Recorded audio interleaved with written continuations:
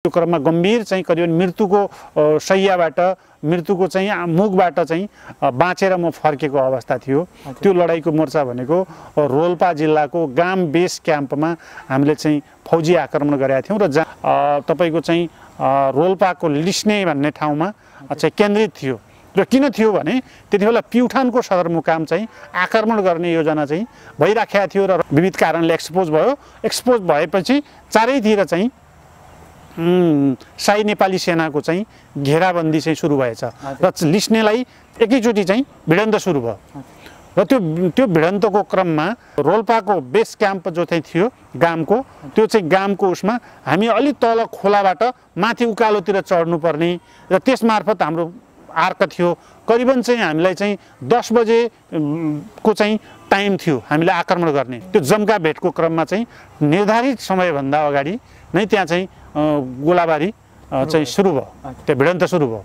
भिडन्तकै क्रममा सुरुमै चाहिँ त्यसपछि भिडन्त सुरु हुने बित्तिकै हामी आफ्नो आर्कमा पुग्नका निम्ति हामी एकदमै चाहिँ उकालोतिर दगुर्नु पर्ने हैन। हामी दगुरेपछि हामी करिबन नजिक पुग्यौँ र आर्कमा चाहिँ पुग्यौँ। आर्कमा पुगेपछि त्यसपछि हाम्रो चाहिँ भिडन्त सुरु भयो।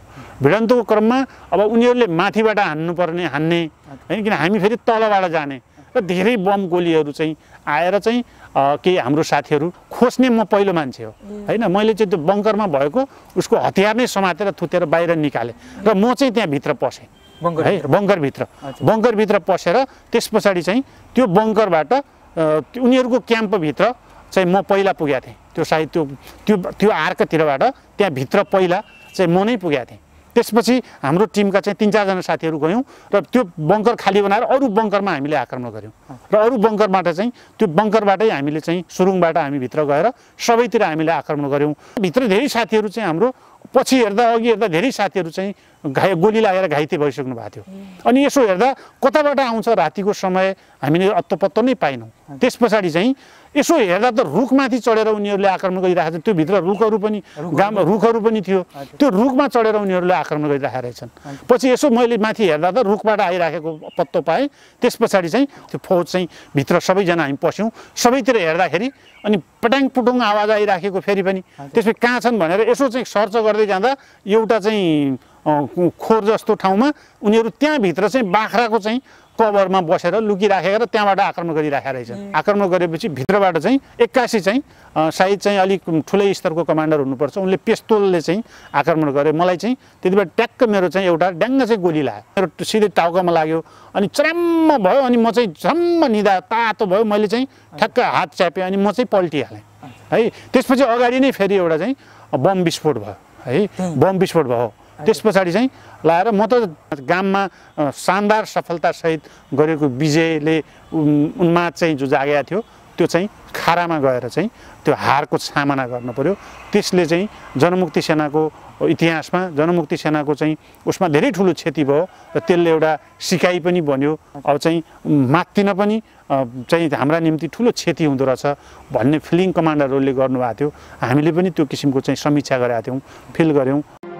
सुनौलो टेलिभिजन। आदरणीय दर्शक महानुभाव नमस्कार, म सुमन भण्डारी तपाईलाई स्वागत गर्न चाहन्छु सुनौलो टेलिभिजनमा। हामी सदाको बसाइ जस्तै आज पनि तपाईहरुको बीचमा हामी विभिन्न युद्ध अनुभूतिको बारेमा हामी कुराकानी गर्न गइरहेका छौं र आज हाम्रो बीचमा अतिथि हुनुहुन्छ। यहाँभन्दा पहिले पनि तपाईहरुले चाहिँ उहाँको युद्ध अनुभव सुनिसक्नु भएको छ, एकचोटि हेरिसक्नु भएको छ र आज हामी उहाँसँग फरक अनुभूतिहरू हिजोका 10 वर्ष जनयुद्धमा भएका फरक उहाँका अनुभूतिहरूको विषयमा हामी चर्चा गर्नेछौँ। आज हाम्रो बीचमा हुनुहुन्छ प्रेमबैक पर्वत। उहाँ जनमुक्ति सेना नेपालको कमान्डर हुनुहुन्थ्यो र आज उहाँ एकदमै साहसिक एउटा लडाकुमा चाहिँ उहाँ चिनिनुहुन्थ्यो त्यति बेला।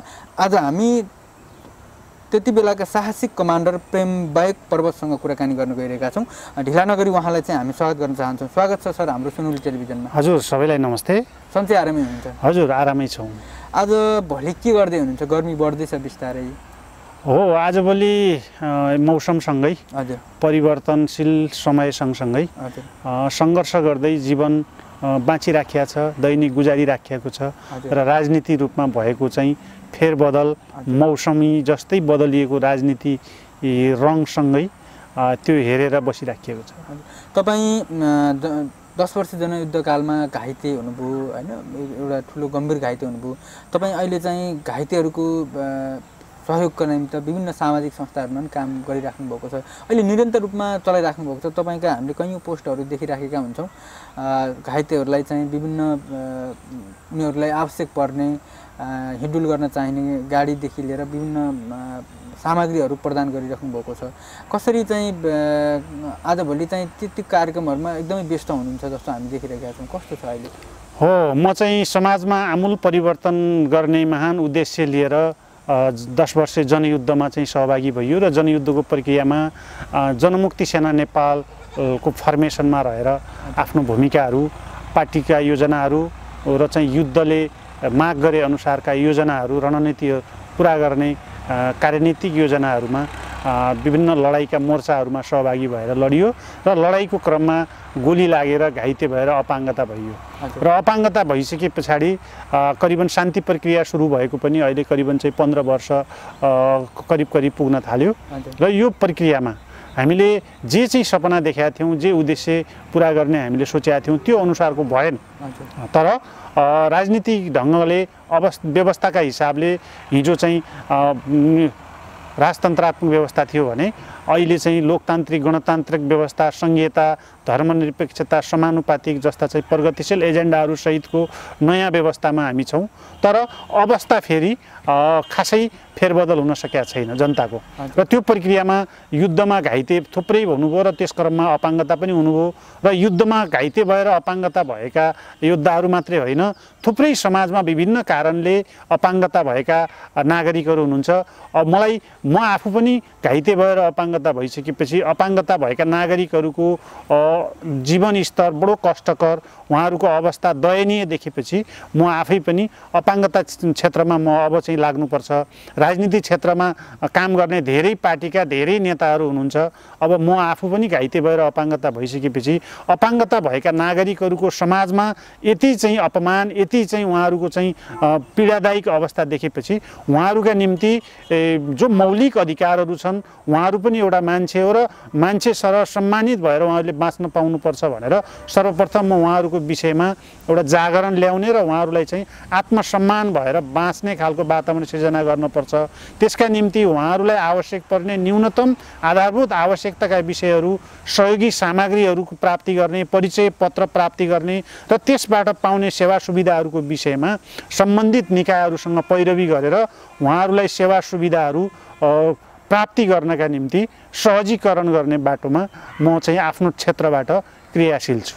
जे होस्, समाजसेवामा रमाइराख्नु भएको छ। हो, समाजसेवामा नै हिजो पनि मैले चाहिँ मुलुकका निम्ति भनेर समाजमा उत्पीडित मान्छेहरूका लागि न्याय गर्नुपर्छ, न्याय दिनुपर्छ भनेर अन्यायका विरुद्धमा न्यायपूर्ण सङ्घर्षका निम्ति राजनीतिक आन्दोलनमा म सहभागी भएँ। त्यस क्रममा महान जनयुद्धको प्रक्रियामा म युद्धमा सहभागी भइसके पछाडि जनमुक्ति सेनाको फर्मेसनबाट एउटा योद्धाले खेल्नुपर्ने भूमिका निर्वाह गरियो र त्यस क्रममा साहसिक ढङ्गले आफ्ना रात दिन नगरिने प्रत्येक जनताको घर दैलोमा रहेर हामी जनयुद्धका विरुद्धमा आउने ती प्रतिक्रियावादी दुश्मनहरूका विरुद्धमा हामीले चाहिँ आफ्नो भूमिका साहसिक ढङ्गले निर्वाह गऱ्यौँ र जसले गर्दाखेरि आजको परिवर्तन सम्भव भयो। हुन्छ, अरू कुराहरू हामी प्रसङ्गवश पछाडि पनि जोड्नेछौँ। सर्वप्रथम चाहिँ हामी हिजोका युद्ध अनुभूतितर्फ नै लाग्छौँ। तपाईँ धेरै ठुला मोर्चाहरूमा सहभागी हुनुभयो। तपाईँ त्यति बेला चाहिँ सहरी गुलिया हुँदै विभिन्न ठुला आक्रमणहरूमा पनि सहभागी हुनुभयो। आज हामी तपाईँका सम्पूर्ण जति सम्भव हुन्छ ती अनुभवहरू सुन्नेछौँ। सर्वप्रथम हामी कहाँबाट सुरु गरौँ, कुन अनुभवबाट चाहिँ सुरु गरौँ आज? अब म चाहिँ अघिल्लो पटक हामीले कैलाली जिल्लाको मसुरिया स्थित बडैपुरमा भएको लडाइँको मोर्चा, जहाँ चाहिँ म आफै पनि गोली लागेर घाइते यो अवस्था हुन पुगेर मेरो मेरुदण्डमा गोली लागेर म घाइते भई अपाङ्गता बन्न पुगेँ। त्यो चाहिँ हामीले अनुभव सेयर गऱ्यौँ। र मेरो अर्को चाहिँ म त्योभन्दा अगाडि पनि गम्भीर रूपमा घाइते भएको थिएँ। जति बेला मेरो टाउकोमा गोली लागेको थियो र थुप्रै छर्राहरू पनि लागेको थियो र त्यो क्रममा गम्भीर चाहिँ करिब मृत्युको शैय्याबाट मृत्युको चाहिँ मुखबाट चाहिँ बाँचेर म फर्केको अवस्था थियो। त्यो लडाइँको मोर्चा भनेको रोल्पा जिल्लाको गाम बेस क्याम्पमा हामीले चाहिँ फौजी आक्रमण गरेका थियौँ र जहाँ चाहिँ पूर्ण सफल कारबाही हाम्रो चाहिँ भएको थियो। त्यो कारबाहीबाट हामी सुरुवात गर्न सक्छौँ र अन्य कारबाहीहरू पनि सहभागिता, जस्तै ठुलो मोर्चा भनेको जुम्लाको चाहिँ खलङ्गा कर्णाली सदरमुकाम जुम्ला खलङ्गाको चाहिँ मोर्चामा पनि सहभागी भएको, त्यसको चाहिँ अनुभव छ। त्यस पछाडि चाहिँ अछामको मङ्गलसेन चाहिँ को चाहिँ ठुलो आक्रमण भयो, जहाँ चाहिँ ब्यारेकमा चाहिँ कब्जा गऱ्यौँ हामीले, चाहिँ अछामको सिङ्गो सदरमुकाम नै कब्जा गऱ्यौँ। त्यो चाहिँ एउटा चाहिँ त्यसको अनुभव छ। त्यस पछाडि चाहिँ हामीले चाहिँ तपाईको चाहिँ गामको चाहिँ लिस्नेको भिडन्तको त्यसको अनुभव छ। त्यो चाहिँ अन्य थुप्रै मोर्चाहरू छन्, सानातिना राइफल एम्बुसहरू, भिडन्तहरू, दर्जनौँ खालका चाहिँ त्यस्ताहरू छन्। ती सबै अनुभवहरू सहित अब हामी चाहिँ त्यस्ता अनुभवका लडाइँका मोर्चाहरू सबै चाहिँ भन्न धेरै समय लाग्छ।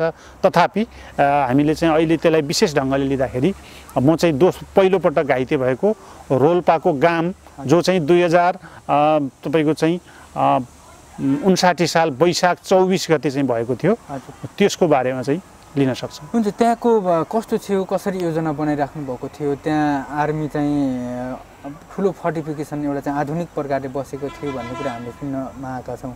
एउटा चाहिँ आधुनिक तरिकाले बसेको आर्मीलाई त्यहाँ तपाईँहरूले चाहिँ जुन तपाईँहरूको योजना थियो त्यो सफलतापूर्वक गर्नुभएको थियो त्यो बेला, त्यसको बारेमा कसरी चाहिँ सुरु गर्नुभयो, कसरी योजना बनाउनु भयो, त्यसरी त्यहाँबाट हामी अगाडि जाउँ।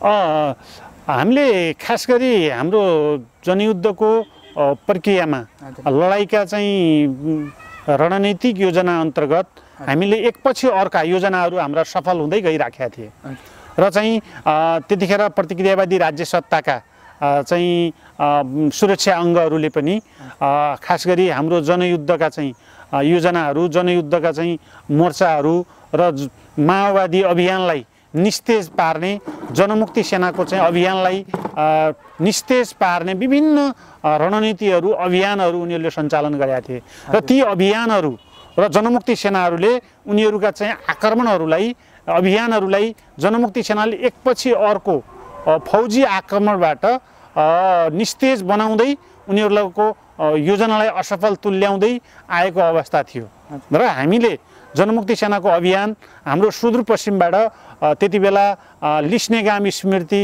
चाहिँ ब्रिगेड त त्यतिमा चाहिँ हाम्रो चाहिँ अभियान सञ्चालन थियो र हामीले चाहिँ सुदूरपश्चिमबाट भएको फोर्सलाई जनमुक्ति सेनाको केन्द्रित चाहिँ फोर्स, देशभरिकै चाहिँ जनमुक्ति सेनाको केन्द्रित फोर्स चाहिँ हाम्रो चाहिँ तपाईँको चाहिँ रोल्पाको लिस्ने भन्ने ठाउँमा चाहिँ केन्द्रित थियो। र किन थियो भने त्यति बेला प्युठानको सदरमुकाम चाहिँ आक्रमण गर्ने योजना चाहिँ भइराखेको थियो र रक्की भइराखेको थियो र त्यस क्रममा हामी चाहिँ लिस्नेमा चाहिँ केन्द्रित थियौँ। त्यो लिस्नेको केन्द्रित भइसके पछाडि करिबन चाहिँ भोलि जस्तो आक्रमण गर्ने भनेर चाहिँ हामी तयारीमा थियौँ र त्यो क्रममा चाहिँ म पनि त्यो चाहिँ प्युठानको चाहिँ सदरमुकाम रक्की गर्ने उसमा म पनि गइपुगेका थिएँ र रक्की हामीले सम्पन्न गरेर अब भोलि पर्सि चाहिँ हाम्रो आक्रमण गर्ने दिन, टार्गेट चाहिँ दिन आउँदै थियो, नजिकै थियो। त्यस क्रममा हाम्रो चाहिँ योजना चाहिँ एक्सपोज भयो, विविध कारणले एक्सपोज भयो। एक्सपोज भएपछि चारैतिर चाहिँ शाही नेपाली सेनाको चाहिँ घेराबन्दी चाहिँ सुरु भएछ र लिस्नेलाई चारैतिरबाट चाहिँ उनीहरू चाहिँ त्यति बेलाका चाहिँ प्रतिक्रियावादीका चाहिँ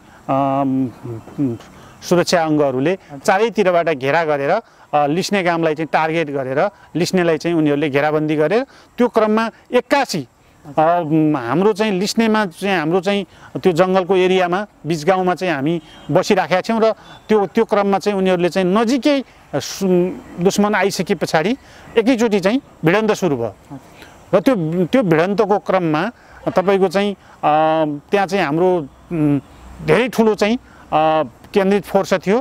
त्यसपछि हामीले उनीहरूको चाहिँ योजनालाई विफल पार्यौँ र त्यहाँबाट चाहिँ लखेटेपछि अब हामी पनि सरप्राइजमा पर्यौँ र सरप्राइजमा परेपछि चारैतिर हाम्रो फौज पनि एउटा चाहिँ उनीहरूको आक्रमण गर्दै प्रतिरोध गर्दै हामी पनि सुरक्षित निस्क्यौँ र त्यसभित्रबाट हामी अगाडि बढ्ने क्रममा हामी चाहिँ गामतिर लाग्यौँ र हाम्रो चाहिँ पुरै चाहिँ खाद्यान्न त्यहाँ भण्डार गरिएको थियो लिस्नेमा किनभने हामी आक्रमण गर्नका निम्ति देशभरिबाट केन्द्रित भएको फौज थियो र त्यसलाई चाहिँ खानपिन गर्ने व्यवस्थापन गर्ने सबै रासनहरू त्यहाँ चाहिँ व्यवस्थापन गरिएको थियो त्यो सबै उनीहरूले जलाए नष्ट गरे र हामीबाट उनीहरूले चाहिँ नष्ट गरिसकेपछि आगो लगाएर नष्ट गरेपछि हामी त्यहाँबाट चाहिँ निस्किनु पर्ने भयो उनीहरूको घेरालाई हामीले चाहिँ तोडेर हामी चाहिँ प्रतिरोध गर्दै हामी निस्क्यौँ र त्यस पछाडि चाहिँ हामी अगाडि बढ्ने क्रममा अनि हाम्रो चाहिँ हिँड्ने क्रममा योजना बन्यो र अब चाहिँ तपाईको चाहिँ उनीहरूको योजनालाई निस्तेज पार्न र अब हामी चाहिँ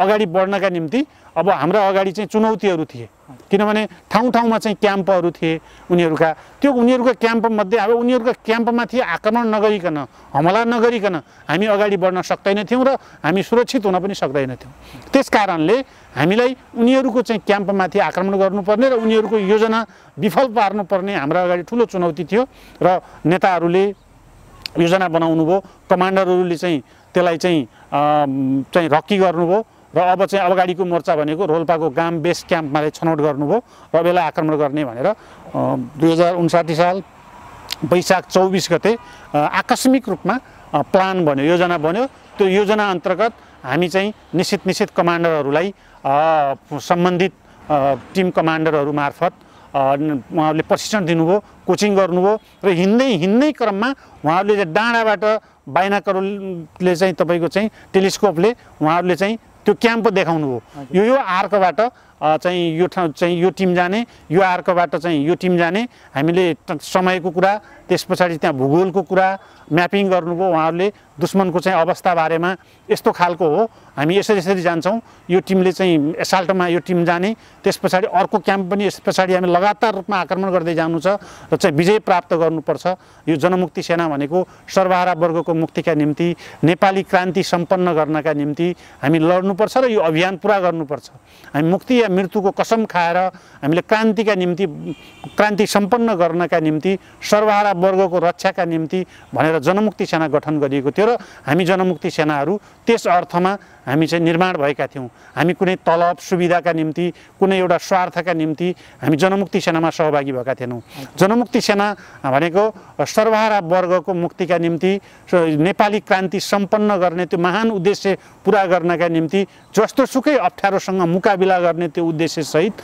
हामी क्रान्तिमा होमिएका थियौँ र हामी जनमुक्ति सेनाको त्यो अभिभारा पुरा गर्नका निम्ति हामी जनमुक्ति सेनाको फर्मेसनमा थियौँ त्यस अर्थमा हामीले त्यस पछाडि चाहिँ हाम्रो चाहिँ सुदूरपश्चिमको फौज पनि एसाल्टमा लड्नका निम्ति एउटा आर्कको जिम्मा हामीलाई दिएको थियो र हामीलाई चाहिँ रोल्पाको बेस क्याम्प जो चाहिँ थियो गामको त्यो चाहिँ गामको उसमा हामी अलि तल खोलाबाट माथि उकालोतिर चढ्नुपर्ने र त्यसमार्फत हाम्रो आर्क थियो करिबन चाहिँ हामीलाई चाहिँ 10 बजे को चाहिँ टाइम थियो हामीले आक्रमण गर्ने त्यस क्रममा हामी चाहिँ अलि टाढै थियौँ टाढैको टाढैबाट चाहिँ हामीलाई त्यो डाँडाको चाहिँ अवलोकन गराइएको थियो र हामीले जाने बाटो देखाइएको अवस्था थियो र हामी चाहिँ करिबन त्यहाँ पुग्दा हामी 9:30 बजेतिर हामी करिबन त्यो हामी चाहिँ नजिक क्याम्पको पुगिराखेका थियौँ र चारैतिरबाट घेरा चाहिँ कसिँदै थियो र हाम्रो चाहिँ पश्चिम कमान्डको चाहिँ फोर्स थियो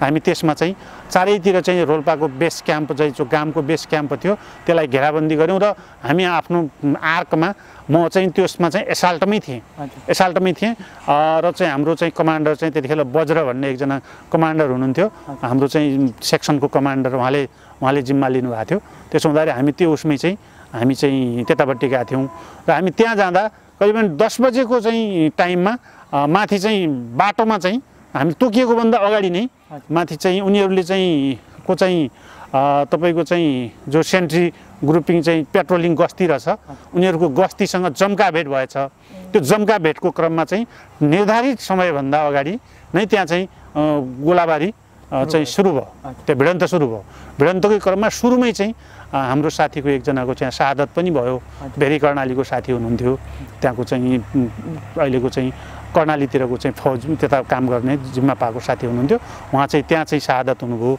त्यस पछाडि करिबन निर्धारित भन्दा अगाडिको भएपछि अनि हामी एकदम चाहिँ दगुरेर हामी जहाँनिर चाहिँ नजिकैबाट हुनुपर्थ्यो त्यहाँ हुन सकेन हामी टाइममा त्यो आर्कमा नपुग्दै चाहिँ अगाडि भिडन्त सुरु भयो। त्यसपछि भिडन्त सुरु हुने बित्तिकै हामी आफ्नो आर्कमा पुग्नका निम्ति हामी एकदमै चाहिँ उकालोतिर दगुर्नु पर्ने हैन। हामी दगुरेपछि हामी कतिपय नजिक पुग्यौँ र आर्कमा चाहिँ पुग्यौँ। आर्कमा पुगेपछि त्यसपछि हाम्रो चाहिँ भिडन्त सुरु भयो। भिडन्तको क्रममा अब उनीहरूले माथिबाट हान्ने हैन, किन हामी फेरि तलबाट जाने र धेरै बम गोलीहरू चाहिँ आएर चाहिँ केही हाम्रो साथीहरू सुरुमा त चाहिँ माथि जानै गाह्रो भयो है। धेरै साथीहरू बाटोमै पर्नुभयो हैन। बाटोमै पर्दा करिबन चाहिँ म चाहिँ जुन उनीहरूको टेन्च हैन बङ्कर थियो, त्यो बङ्करको नजिक पुग्दा मेरै अगाडि चाहिँ 2-3 जना साथीहरू ढल्नुभयो। करिबन हामी 5-7 जना 9 जनाको चाहिँ हाम्रो चाहिँ एसाल्ट टिम थियो। त्यो एसाल्ट टिमको नेतृत्व वज्रले गर्नुभएको थियो। हाम्रो त्यो टेन्चमा उनीहरूको बङ्करमा चाहिँ पुग्दा त्यो हाम्रो करिबन चाहिँ 2-3 जना साथीहरू चाहिँ शहीद हुनुभयो। त्यो सेनाले नै हानेको हो, उनीहरू सेनाले हानेको उसबाट 2-3 जना साथीहरू शहीद हुनुभयो। अनि करिबन त्यसको चाहिँ बङ्करमा भएको चाहिँ हतियार सामान खोज्ने म पहिलो मान्छे हो हैन। मैले चाहिँ त्यो बङ्करमा भएको उसको हतियार नै समातेर थुतेर बाहिर निकालेँ र म चाहिँ त्यहाँ भित्र पसेँ है। बङ्करभित्र पसेर त्यस पछाडि चाहिँ त्यो बङ्करबाट उनीहरूको क्याम्पभित्र चाहिँ म पहिला पुगेको थिएँ। त्यो सायद त्यो आर्कतिरबाट त्यहाँ भित्र पहिला चाहिँ म नै पुगेको थिएँ।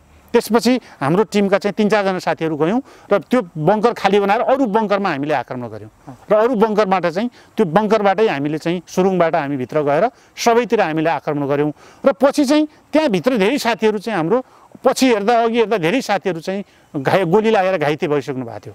अनि यसो हेर्दा कताबाट आउँछ रातिको समय हामीले अत्तो नै पाइनौँ। त्यस पछाडि चाहिँ यसो हेर्दा त रुखमाथि चढेर उनीहरूले आक्रमण गरिरहेको छ। त्यो भित्र रुखहरू पनि थियो। त्यो रुखमा चढेर उनीहरूले आक्रमण गरिरहेका रहेछन्। पछि यसो मैले माथि हेर्दा त रुखबाट आइराखेको पत्तो पाएँ। त्यस पछाडि चाहिँ अनि हामीले रुखतिर माथिर चाहिँ गोली बर्सायौँ। त्यस पछाडि उनीहरू चाहिँ माथिबाट चाहिँ झर्न थाले हैन। माथिबाट चाहिँ गोली लाएर अनि जम्मै हामीले चाहिँ रुखमा टार्गेट गऱ्यौँ। त्यो रुखमा चाहिँ उनीहरू धेरैजना रुखमा रहेछन् हैन। त्यसपछि उनीहरू रुखबाट झरेपछि अनि भित्र हामीतिर गयौँ। त्यस पछाडि चाहिँ हामी गइसके पछाडि यता चाहिँ उनीहरूले बाख्रा पनि पालेका रहेछन् है। उनीहरू बाख्रा अनि सबैतिर चाहिँ क्याम्पभित्र चाहिँ गएर हामीले हतियारहरू कब्जामा लियौँ। हाम्रो साथी फौज चाहिँ भित्र सबैजना हामी पस्यौँ। सबैतिर हेर्दाखेरि अनि पटाङ पुटुङ आवाज आइराखेको फेरि पनि। त्यसपछि कहाँ छन् भनेर यसो चाहिँ सर्च गर्दै जाँदा एउटा चाहिँ खोर जस्तो ठाउँमा उनीहरू त्यहाँभित्र चाहिँ बाख्राको चाहिँ कभरमा बसेर लुकिराखेर त्यहाँबाट आक्रमण गरिराखेका रहेछन् है। त्यसपछि त्यहाँ गइयो।